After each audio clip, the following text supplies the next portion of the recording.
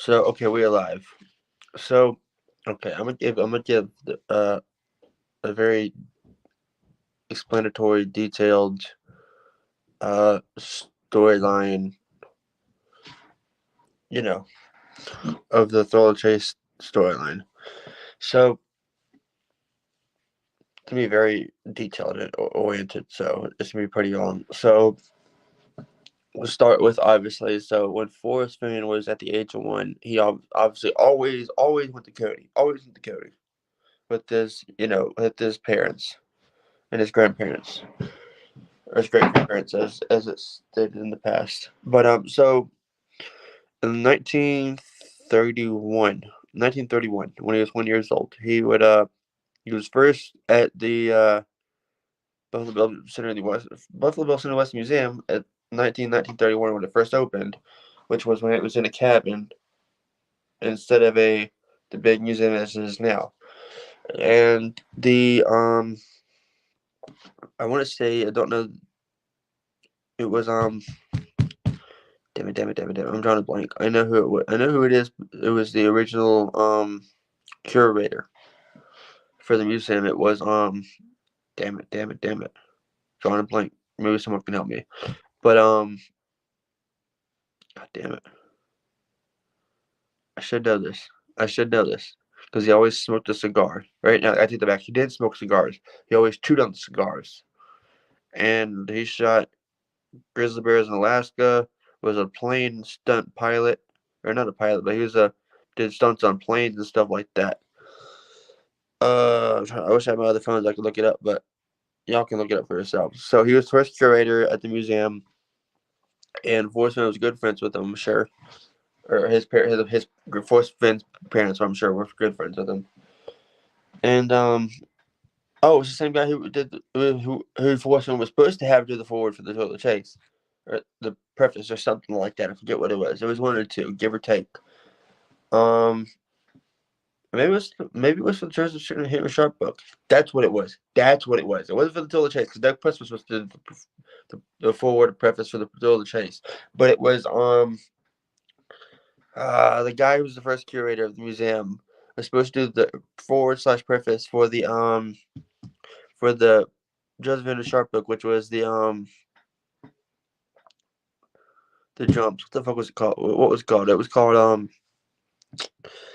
uh the beat of the drum and the hoop of the dance. There you go. The Joseph Henry Sharp book that Forrest did. And the curator was supposed to do the forward slash preface, but the curator died of cancer or something like that. I forget what it was. And God knows they're really gonna haunt me. I wish I knew. Maybe someone can look it up and tell me in the comments. But oh god, that's really gonna kill me. I'll find it later. I don't.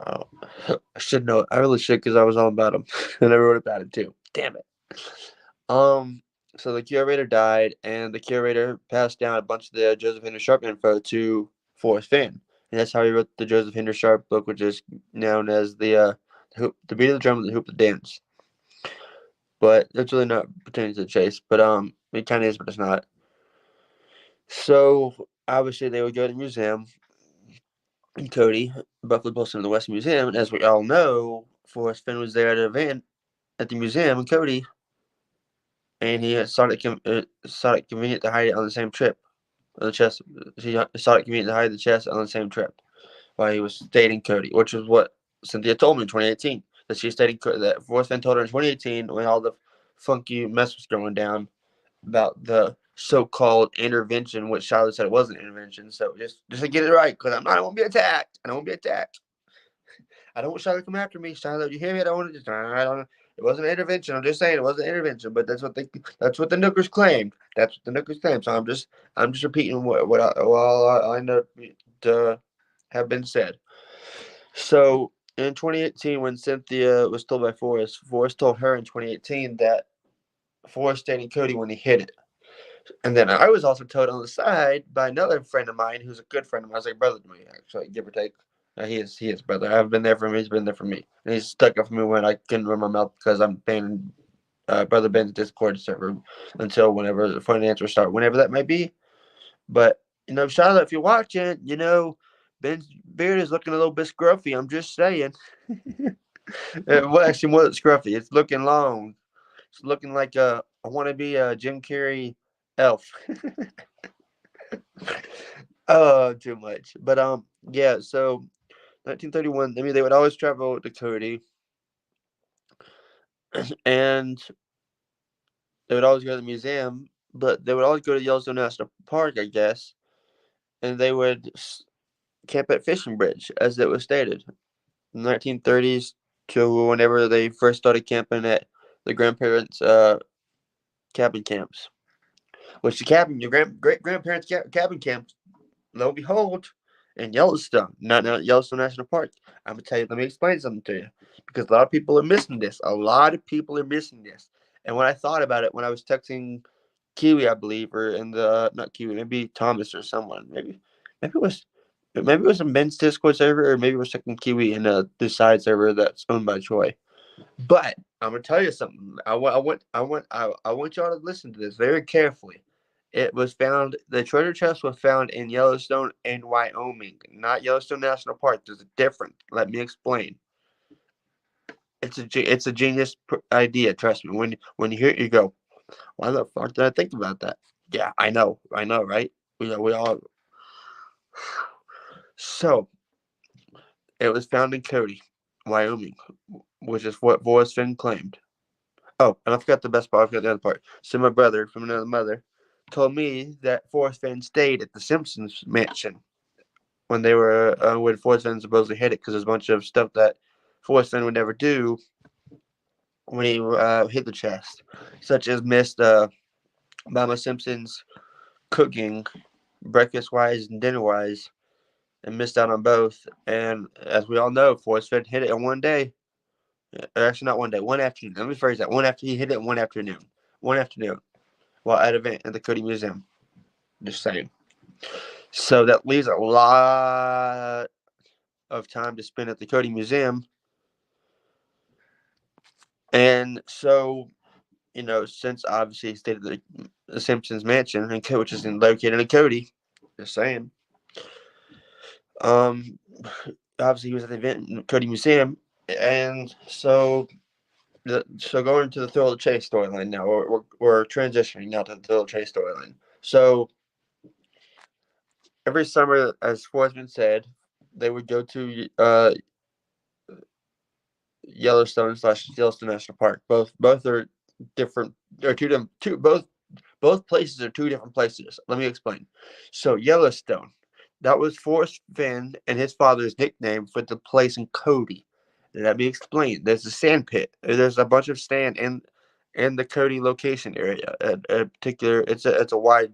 It's almost this a little bit larger than a football field, but that's what there's a whole pit. There's a pit that's fenced off which is the water hole area. The water hole is fenced in. It's a fenced in sandstone pit.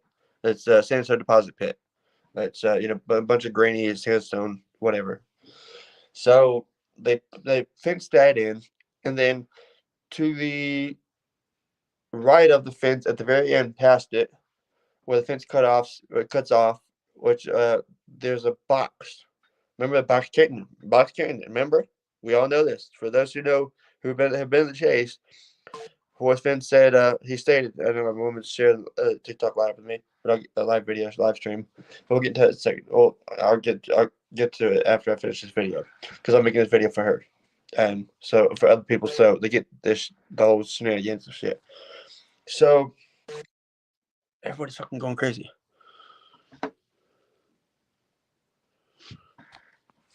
Everyone's blowing up my phone. Sorry. Okay, let me get back to it. I lost my train of thought. Oh, the sand pit. So the box canyon. Yes, box canyon. It was like it's literally a box. It's not square. It's a rectangular box. It's fenced. It's fenced in. It's a fenced in box canyon, and it's on the box canyon, and it's on the back side of the box, where it's like two hills, and in between the hills there's a what's the word? I don't even know if there's a word for it, honestly. say ditch, but it's not the right word I'm looking for. I guess a small size ditch where the warm water, you have warm water salt, and it runs, and there's a PVC pipe that leaks out water. That's, I guess, pumped from the Shoshone River, known as Stinking Creek or Stinking Waters. And you got the pipe with it's a creek that runs from the literally from the warm water salt all the way back to where, obviously, this is where the picture comes in. The picture comes into play. For those who are want to know what the picture is, if you're in Ben's Discord server, go to the Serpent Odyssey thread or channel. Trust me, you'll understand why I say that. Go back to those two pictures I posted that Tad Thomason or Thomas Mr. Blue Apples, whatever his name is. I said actually there's three pictures, but two or four with Finn. One is with him on the Firehole/Madison River, where he was river bathing, as they call it, as he calls it, river bathing, the Firehole/Madison, which are two made up rivers because that both connect to each other, right? Okay, that are made up because they want to make it seem like it's the Yellowstone National Park. It's kind of it's imagined. That's why Forrest Fenn told all of us. She doesn't understand, but she'll understand after I get done with this video. So, oh, God damn, I lost my train of thought because she keeps saying my damn man. You should not stream shield me. God dang it. So, I love her. I love you, babe. But I'm trying to do a video for you and for everybody else. I love you. So, I lost my train of thought. Master River. I was going with it with somewhere with there. And something with Yellowstone. I guess. Oh yes, imagination. That's why imagination is more important than knowledge. And that's why I say give the book to a kid because the kids have more imagination than an adult. 100%. Unless you're on. Well, I'm gonna get that because I'm gonna keep PG for kids' sakes. Or kids' sake. Um. So yes, you had to have imagination because it was made up places pretty much that pertain to Yellowstone National Park, but are not a part of the Yellowstone that Forrest Fenn and the father always would spend time at, and up in Cody, off the two dirt roads, where Concy Woods and the father and Forrest Fenn and the family and the great grandparents would get all the time once they left Fishing Bridge and the camp at Fishing Bridge. So they'd always make their trek up to Yellowstone, but once the family, the Fenn family left the Yellowstone Bridge or the Fishing Bridge, sorry, not the Yellowstone Bridge, Fishing Bridge, they started camping at the cabin motels in Cody, along, I don't know exactly where, along the dirt road somewhere. And so they would camp at the cabin camps, and Forrest Fenn, obviously at the age of 13, worked for Don Martinez, and Don Martinez created Don Martinez and the Fenn family created a fish hatchery. So what they would do is, I guess, when they would catch fish in Yellowstone National Park, I guess maybe when the dad and Forrest went to catch their fish there in Yellowstone, they would bring, because back then it wasn't catch and release. So then you could actually bring the fish back to where you wanted to bring them, and they would bring them back to the fish hatchery in the backyard of the tackle shop, which you'll see. I'll be back in October, and you'll see pictures of the label of Pat Barnes Tackle Shop, which was the Pat Barnes one room tackle shop was passed down from Don Martinez. I'm just saying, you heard it here first. So then, at the age of 13, Forrest was working for the tackle shop, and he also worked for the U.S. Forest Service, where he cut down trees. You have the tackle shop, right? And then a little bit diagonally in front of the place, he cut down a bunch of trees. And there's some. I'm sure there's still some stumps left over from that when they did or does it for the U.S. Forest Service cutting down trees for the cabins, the great grandparents' cabin, or no, yeah, the great grandparents' cabins, probably, possibly. Who knows? Or maybe they said still standing. Or yeah, Forest Service said they were still standing cabins. So maybe not. Maybe they were building the cabins for somewhere else. I don't know. Who knows? But that's still different. That's for up for question. Um, and so during that time frame when he was working for the U.S. Forest Service, he would they tied up some type of like raft or something, and Not Lost Lake. It was Elk Lake. It was Elk Lake. You noticed something else. Forget what else I was thinking. What the other? There was another name for Elk Lake. Hebgen Lake. That's it. Hebgen Lake and Elk Lake were the two names for the lake. That so you had the lake. It was around about that big, probably bigger than that, maybe about that big, that wide. And within the Hebgen Lake, there was a area where it was a creek, and it ran straight. It ran straight diagonally. Actually, the other way. I can't do it right. It went down this way. Other way. Went down this way. I still won't do it. Towards the left corner of my screen, not the right. But it would go down to the left corner of my screen, and it would run past the backyard or the back sandlot of Don's Tackle Shop. And that's why if you go to the bear photo, I posted it before, no one listened. It's a bear photo. It's when they shot a bear, and Grizzlies like to roam. That's why I'm trying to lead you with Grizzlies roam. Remember that? Remember that quote from Forrest, man? Hey, these people should listen to me. I'm just saying. So that's why the poem put in below the home of Brown, because there's obviously the bear that came out of the back door of the tackle shop in that photo that I showed you all, and then on the opposite side of the creek, the river that flowed, you know, not below, but kind of above. I guess above is the word I'm looking for. Above the sandlot backyard of the sandlot back door of Don Martinez's tackle shop. There was on the opposite side of that, the sandlot back door, across the river, was a sandy riverbank. Sandy riverbank. That's the words I was looking for. A sandy riverbank on the opposite side of the river, and with a log that was on the sandy riverbank that made a little square. Or not square, a rectangle. Sorry, a rectangle. Now get my shapes right. Come on, Tyler, get your shapes right. So it would go like this, a bit longer. It was long. It was long as shit, and it would cut off and go to the sides, like that. So on one of these, I think it was on the right other side, this side, where this camera is mirrored. So on this side of the log, you'll see if you go back to the Concy Woods chapter photo and Too Far to Walk, where the bike photo with the bike in it, or the bike photo with in the Concy Woods chapter, you'll see, and if you look very closely to the left of the Concy Woods photo, on this side, or on the left to the left of the Concy Woods photo, you'll see there's literally a chest.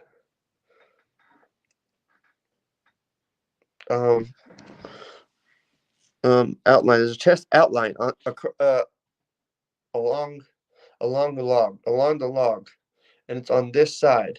You'll see it. The chest is on this side of the log, not this side, because this side is where towards where the creek flows into the Madison slash the Firehole River, slash Madison River. From the one what is where the creek creek water flows from the canyon down to the Firehole River, which is where Forrest used to do river bathing at. So then from there, and if you go back to page 99, you'll see exactly what I'm talking about. And this is exact word for word. I'm going to the poem too. I'm going to the storyline too. So this way is where the Firehole River was, with the creek that flowed from the canyon, from the sandlot, I'm going to call it, in the water hole.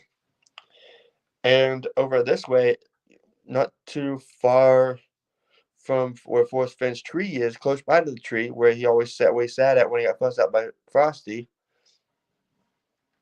is where in front of the tree on this side, not this side, but this side of the tree, or Forrest's tree,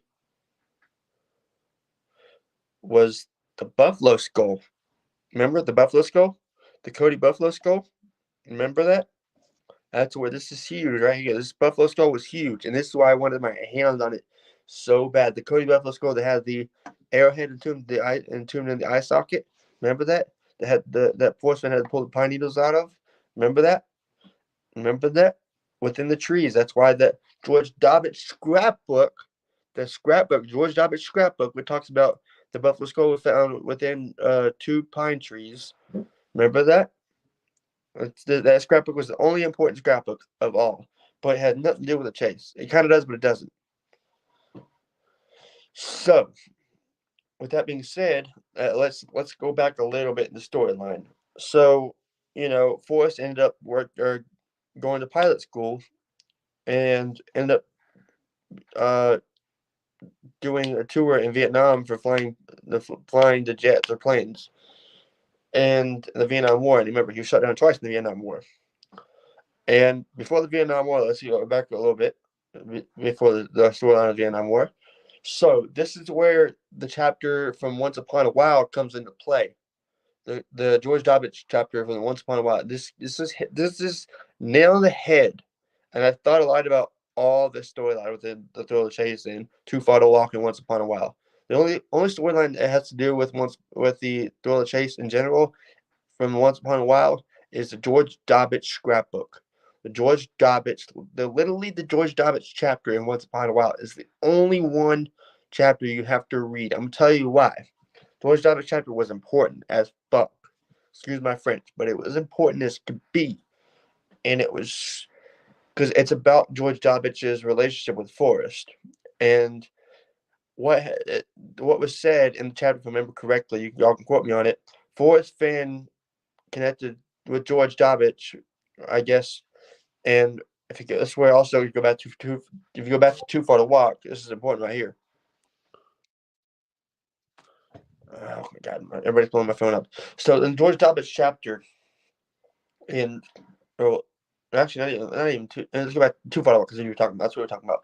In the Too Far to Walk chapter, they were mentioned about the chapter of the Mountain Man Rendezvous. Mountain Man Rendezvous. Y'all can't see it, but it's a little. It's there. It's very present, but it's very subtle on the surface. Very subtle on the surface. The guy who Forrest lost the bet to with the Mountain Man Rendezvous was none other than George Dobbich. Now let's go back to let's forward to the Once Upon a While. Once Upon a While. Let's review the George Dobbich chapter in Once Upon a While. The George Dobbich, when they connected, and when Forrest Fenn was taught by George Dobbich about the pine needle coffee. Remember that? We've heard that before. The story of the pine needle coffee being stronger than Hades.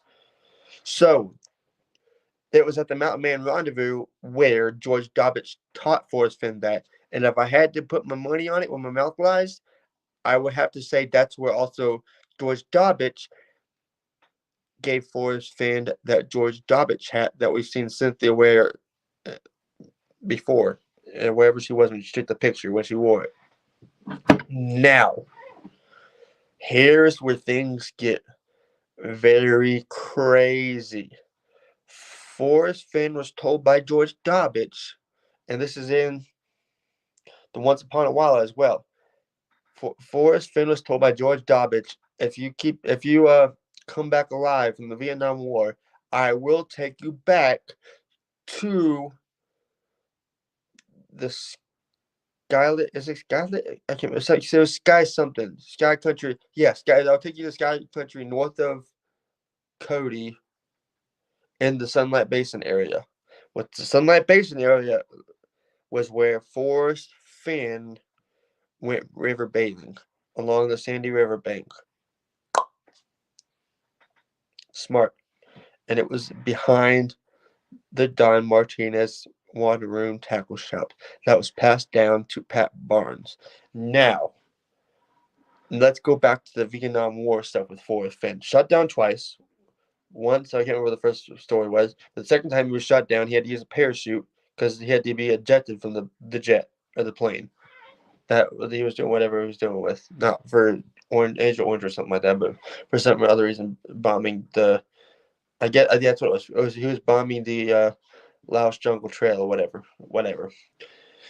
So when he was ejected, used the parachute, got into the tree, and that's why you see the jet, the same plane. That's what he's trying to depict when he had to jump out of the plane and jet the plane when he was shot down, and that's why you see the plane shoot, coming on page 99 of the Thriller Chase.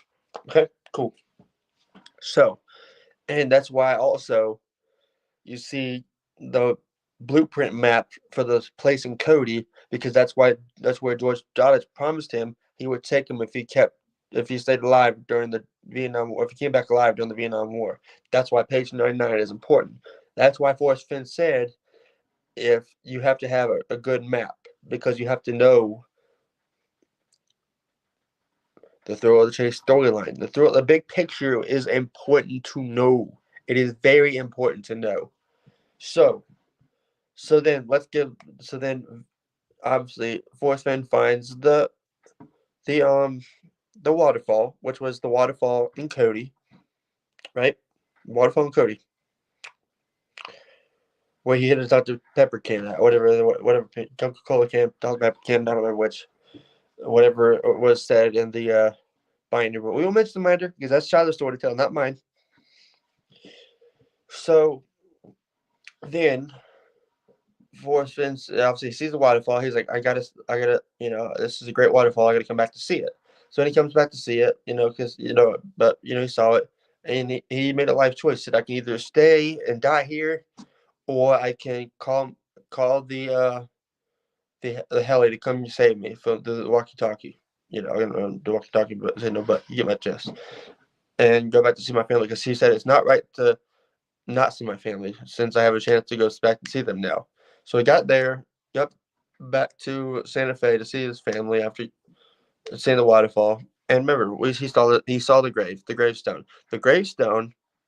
This is genius. This is genius. This is Forrest Fenn geniusness written all over it. Written all over it. People thought for freaking years, years that the gravestone was somewhere in Vietnam. No, no, no. Read that poem again. Read that poem that's on that same page as the gravestone. It says, "If you pass my grave, or it's just yeah, if you pass my grave, something, something, something. Forgive a sinner and smile at a homely girl, at a homely girl." Now let's go back a little bit in time when he worked for the Totem Caper Cafe. The Totem Caper Cafe with Frosty, Old Fred, and Old Mary. Old Mary is important to know with this right here, right now. Listen to my words very closely and carefully. I've been muttering this and been server for years. Not the way I'm about to word it. I've been saying it in a subtle fashion and been server, but I'm going to say it very clearly here now so people can hear me and understand where I'm coming from. So for years I've been saying this. Old Mary was Mary Martinez, Don Martinez's daughter. Don Martinez's daughter. Listen very carefully. Don Martinez's daughter. Don Martinez's daughter. Mary Martinez. Old Mary. Old Fred. Probably Fred Harvey. Maybe. Who was Frosty? Maybe. I could be wrong. Don't quote me on it. And maybe that's why the bracelet was so important to be in that chest. Remember, Fred Harvey was given or Fred Harvey gave the bracelet to Byron Harvey. Remember that? Brian Harvey or Byron Harvey ever said. Where Forrest Fenn beat Byron Harvey in the pool match. Maybe that's why that bracelet is just a little extra special for revenge. Just a little extra special for revenge. So now let's go back to Totem Caper Cafe. So then within the Tatum Caper Cafe story, it is quoted as Forrest Fenn was given a pie from old Mary Martinez, Don Martinez's daughter. Now, this is where it gets juicy. So Forrest Fenn takes the pie that Mary Martinez gave Forrest, right? Forrest. And Forrest took it to his tree near the Firehole River, right? Let's get that right. Near the Firehole River, where he ate that pie, where old Fred Harvey, came out and fussed him out and fired him on the spot, right? Now let's go back to that quote. That quote is crucial. I can't express how crucial that quote is. It's very freaking crucial. Forgive a sinner was Forrest Fenn for stealing that pie, according to Frosty, old or Fred Harvey, and smiled at a homely girl. Who was that homely girl? Old Mary, aka Mary Martinez. Smile at a homely girl because Mary Martinez made Forrest Fenn feel at home by giving him the pie that he almost got fired for. So let me repeat my statement that Forrest Fenn put in the Thrill Chase, and he put it there very perfectly. And that gravestone was probably Mary Martinez's gravestone, which was in Cody, towards the I forget what Sulphur Creek or something creek. That's way towards the power line somewhere. I want to say, don't quote me. I could be wrong. If I'm wrong, I'm wrong. But if that's where it was, if that's where that grave was, that's probably where it was. And they probably put it there on purpose. They probably put it there on purpose. That's why they fenced it off. If I had to guess, they fenced it off because they want to make it a grave site for all the people who are part of that tackle shop and whatever businesses were a part of that building. Forgive a sinner and smile at a homely girl. Ha ha! Nailed it! As Sam would say. And Grant too. Grant would say it too. Nailed it. And so then, after Forrest Fenn worked for the Totem Caper Cafe, then I think he obviously worked, because at Totem Caper Cafe he washed dishes there. Totem Caper Cafe. Then he worked for Don Martinez's Tying Flies. Fly fishing guide for the tackle shop, where he took people in the backyard. Or actually, no, that way. No, it is that way. Whatever. No, that's the front. That's the back. I would you say that's the back. So towards the backyard of the tackle shop, because it was their secret holes where nobody knew about. Private property, or it became private property later. It was public property at one point. And so they take people to the backyard at the fish hatchery. Remember, fish hatchery. Keywords there. Very, very, very keywords. The backyard of the tackle shop where the fish hatchery stuff was at Madison/Fowler River, and then you had the water hole, and then you had Elk Lake or Hebgen Lake as they called it. And Lost Lake, which was the pond with the waterfall, had the golden trout. And then Elk Lake had probably a bunch of other fish, whatever fish they had in Elk Lake. I'm sure I'll fish that and see if I can find or catch or whatever. And then you had the Madison/Firehole River area where there was probably a bunch of brown trout, whatever, could accumulated there probably from Elk Lake, which Elk Lake and Hedgen Lake connected down from Madison/Firehole River, came down from Elk Lake/Hedgen Lake. So knowing all that information is crucial. Now, here's the crucial part that nobody, to my knowledge, has guessed or even thought of as an idea. Let's go back to Forrest Fenn's interview on Dow's YouTube channel, Forrest Fenn Fishing in Yellowstone interview with Dow Nitzel. So, Forrest Fenn talks about something very, very particular at the very end of that interview. If you go back and listen to it, he says there was a 10 by 10 round hole where he casted his fly at from the boat and caught a trout. I don't remember, it's around approximately 20 inches. And he casted his fly, and he said, up came a brown trout. And remember, he talks about it was a 10-foot round hole. The same hole, the same hole, the same hole where the chest was. A lot of people miss that. That's why that hole is very particular. That's why that's the only one place he wanted it to be. At the Madison/Firehole River, where he caught that 20-inch brown trout. And so, his father, obviously, let's go back to school. After every summer was over, he was to school. His father was a principal. His father taught math, I believe. If I'm not mistaken. I could be wrong, no quote me, but I think his father did teach math, and then became a principal later. And that's when they were to make all their trips to Yellowstone. Now, let's go back. I forgot to tell you the difference between Yellowstone and the Yellowstone National Park. Now, there was sandstone deposits at this area. What color is sandstone? If you don't know, Google it. Sandstone is the color yellow. Yellow. Sandstone, Yellowstone. That's why they called it Yellowstone. Sandstone deposit pit. Remember? I said earlier in the video. Go back and listen to that very, very clearly. So, I think that's pretty much it. And obviously, that's where he spent all his summers with his friends, his family, and his great grandparents. That's all, folks. Love y'all. I'll be back in October, and you'll see. I'm do the Aaron Rodgers. See y'all. See ya.